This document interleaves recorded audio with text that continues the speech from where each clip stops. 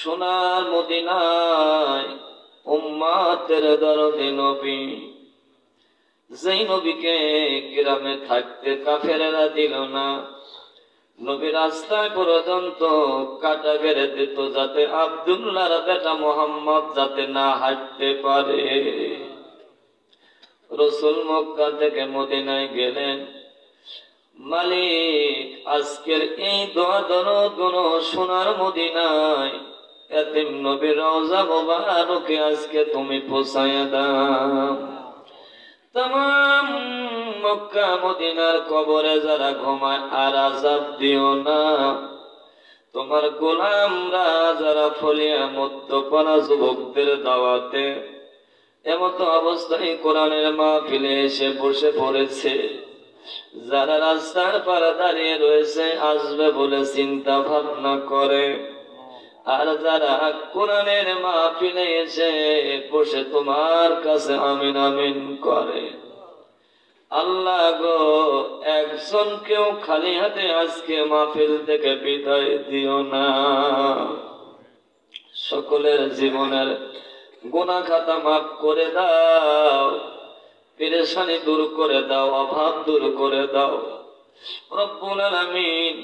জানি না কোন সোনা মুখখানা যেন আব্বা বলে আর ডাক দিতে পারে না, কে যেন মাকে 5টা কাপড় দে জড়ায়া কাঁসার বনের নিচে কোদাল দে মুখের পর মাটি চাপা দিয়ে আজ ওই মরা মায়ের জন্য কোরআনের মাহফিলে এসে আমিন আমিন করে।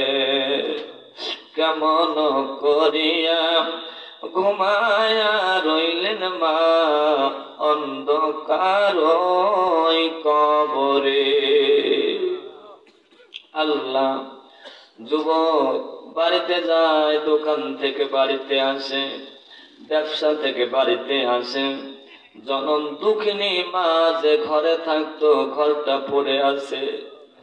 আব্বা যেই টুপি পরে নামাজ পড়তে যেত, যে স্যান্ডেল পরে নামাজ পড়তে যেত, আব্বার জুতা পর্যন্ত বাতি রেখে গেল। আব্বা অন্ধকার কবরে কারো যেন পড়ে গেল।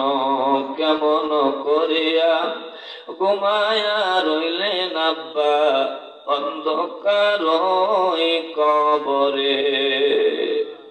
রব্বুল আলামিন আমাদের আপন আপন মা বাবার কবর গুলো জান্নাতের বাগান বানিয়ে দাও।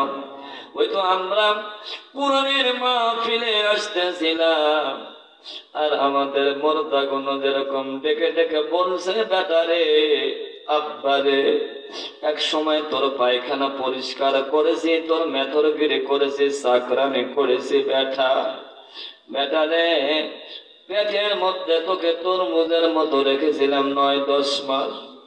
তোর মতো বেটার জন্য মা আমি শান্তিতে খানা খেতে পারি নাই।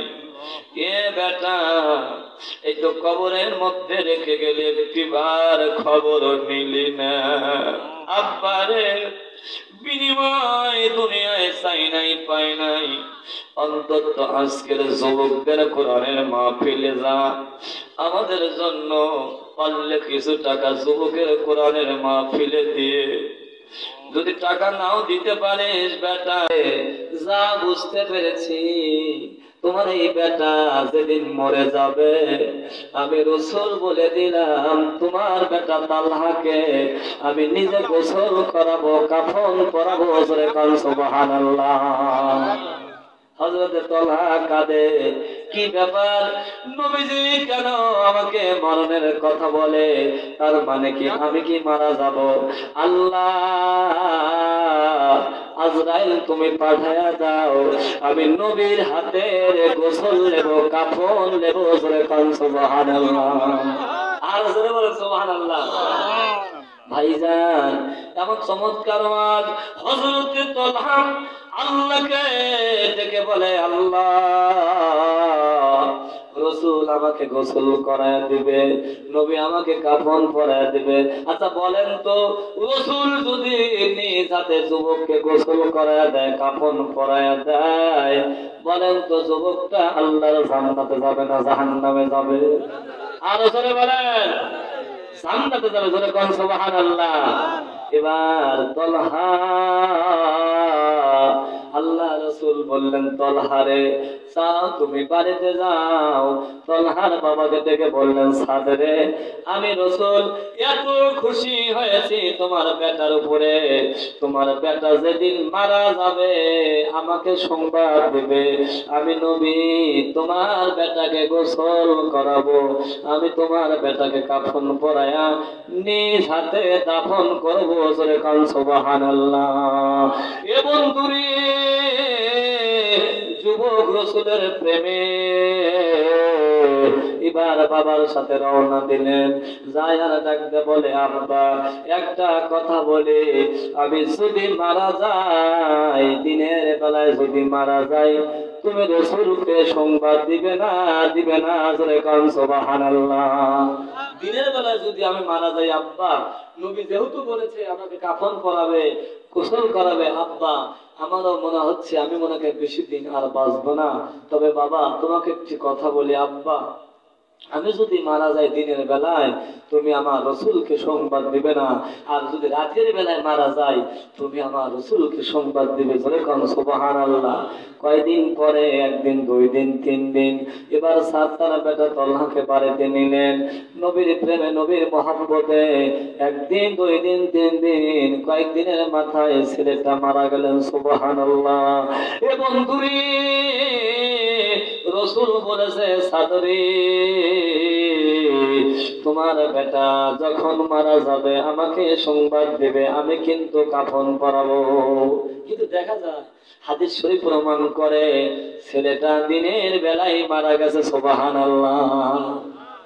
বাপ বলছে ছেলে যেহেতু বলে গেছে দিনের বেলায় মরলে সংবাদ দেওয়া যাবে কি? এ ভাইজান না, আমি যুবকদের কথাটা বলার জন্য ওই কথাটুকু নিয়ে এসেছে। যুবক তোমরা খারাপ কাজ করো না, নিঃসন্দেহে ভালো কাজ করেছো। যুবকদের অবদান ইসলামের ভিতরে সবচাইতে বেশি। হযরতে তলহা দিনের বেলায় মারা গেলেন, আর হযরতে সাদ এবার সন্তানটাকে গোসল করায় কাফন পরালেন। কাফন পরাইয়া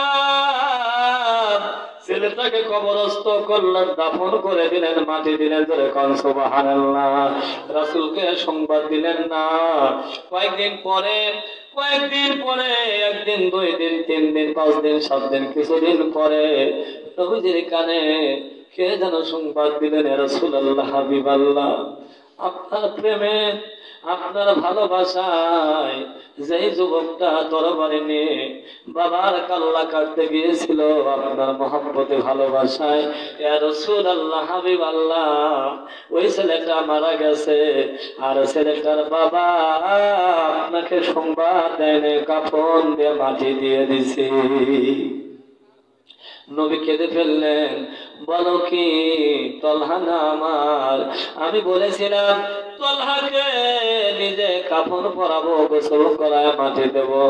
ডাকো চলো আমি তলহার বাড়িতে যাব, তলহার কবরে যাব। জোরে কোন সুবহানাল্লাহ। এ ভাইজান বন্ধুরে যুবক তলহা নবীর মহব্বতে বাজান জীবন দিলেন। আল্লাহর রাসূল তলহার কবরে যাবে। জোরে কোন সুবহানাল্লাহ। আচ্ছা বলেন তো নবী যদি তলহার কবরের পাশে যায় দোয়া করে আর কি কিছু লাগে? আর কিছু লাগে? নবী যাবে আর